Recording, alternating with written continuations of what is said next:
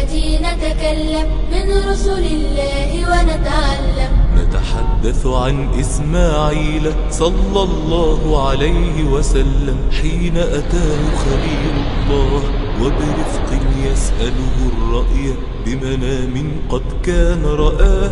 ذبح هو وحي في رؤيا قال امض لما أمر الله واجعل للأسفل عيني حتى لا تضعف أبتاه إن أكثرت النظر إلي. بر صبر ما أحلاه كيف الابن يطيع أباه والأجمل من ذاك صغيري كيف الصبر وتقوى الله. ونبي بجوار أبيه في أشرف بيت يبنيه دعوى الله بأن يتقبل دينا كل أخلص فيه. أمر الأهل بحسن زكاة بالتقوى وكثير صلاة. صادق وعد عند الناس صادق وعد عند الله. ما أجمل قصصك يا أبتي معها نمضي أجمل وقت.